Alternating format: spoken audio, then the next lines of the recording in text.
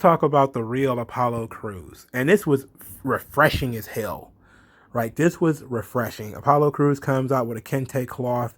He's carrying it with such reverence and such respect.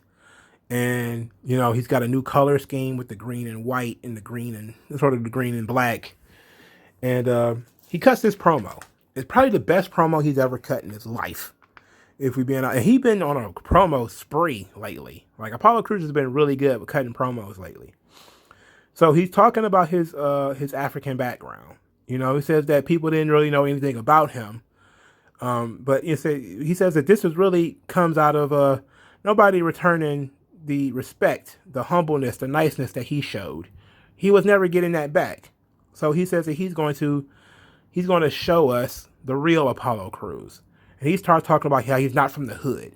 He's not from suburbia. You know, he's from Nigeria. He is a real African American. And when I heard that, I was like, yeah, I love it.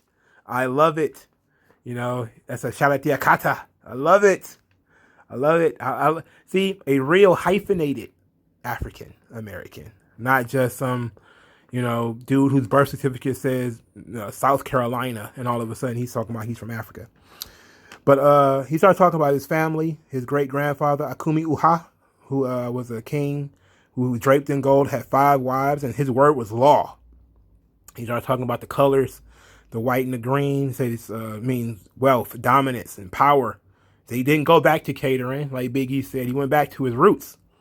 And he says that his great grandfather or his grandfather told him that if your enemies defy you, you show them the steel. He said he showed Big E the steel. And that, you know, he'll never disrespect him again. And I was like, yes, Lord. That's perfect. This is perfect. This is a perfect way to elevate Apollo Crews. You know, Apollo Crews feels like a main event guy now. Like he feels like a star right now. You know, he feels like somebody who actually has something to say. He actually has a direction. He's doing a little bit of what Roman is doing. A little bit. You know, like Roman is royalty in a sense of, you know, the psychological conceptions of an archetype. You know, when I talk a lot about archetypes, you know, the king archetype. And you have that's what Roman is doing. It's very different from what Baron Corbin is doing. I always call him Baron Corbin. I don't call him King Corbin. So you have like this very king heavy SmackDown, you know. So, you know, you have Rey Mysterio. Rey means king. You have King Corbin. You have Roman Reigns, who is, you know, they say he's being more like a Bob boss, but he really has more like of a king energy. And now you have Apollo Crews. So now you have these guys who are leaning into, well, Apollo Crews and Roman Reigns are leaning into their heritage. You know, the vastness of their heritage and how, you know, they come from leaders. They have been guided, you know, to this position. And, you know, the disrespect that they get shown is just intolerable. And I love it, even though it is coming across a little like what Roman is already doing, but I think that's what make it make sense. Because remember, his whole heel turn thing started with Paul Heyman and Roman Reigns. And Roman this whole time from the beginning has been this whole you know, the Anoa'i family is a royal family in the WWE sense. If Apollo Crews can say, like, look, I am a legitimate royal family member, you know, like we are legitimately, you know, a dominant force in this country, you know, that's a different energy. That's big energy right there, dog. And the kente cloths, as far as Africa is concerned, always has like the color schemes and everything always has significance. I don't know about Nigeria specifically. As far as their color schemes, I could do some research on it maybe, and we'll talk about it more intelligently at some other point. But at least it might not even be called a kente cloth in Nigeria. I think it, you know, that's usually what they call it in you know, in Kenya, or in Ghana they call it a kente cloth. Ghana and Kenya are on 2 different sides of the continent, by the way. But you know, so you have this this this new Apollo Crews. Now he's all about, showing people that this is who you've been disrespecting this whole time. I've been humbled, not wanting to, to go out here and act like this. But now, since you want to disrespect me, I'm going to have to take it there, and I loved it. So he ended up wrestling Shinsuke Nakamura, which was strange because he lost to Shinsuke Nakamura, I think it was last week on SmackDown. This week he beats him. Pretty good match. I think Nakamura fell on his head a little bit. I think Nakamura was supposed to do a flip. It had nothing to do with Crews. Crews was supposed to do like a German suplex, and Nakamura was supposed to flip out of it. But I think Nakamura maybe didn't rotate far enough and kind of fell on his head. He was a little bit dizzy, but he was all right. Hopefully he was all right. Because I really would hate for his push to get derailed like this. See, this is one of the things, and he lost, by the way, because he got Apollo Crews in a sleeper hold. Apollo Crews grabbed his kente cloth, yanked it, and Nakamura's face hit the turnbuckle, and from there he hit an Olympic slam to pin Nakamura. Now, I saw a lot of people saying like, "Oh, I thought Nakamura was going to maybe be wrestling for the title, or that Nakamura." It's like, you lose, and all of a sudden everything's gone. Nothing matters anymore. It's and this is the problem when you can't push everybody, right? Like everybody can't get pushed at the same time, because once you try to do that, it's inevitable you have to step on somebody else. Now these two guys are sort of 1-1. Nakamura has beaten Apollo Crews. Apollo Crews has beaten Nakamura.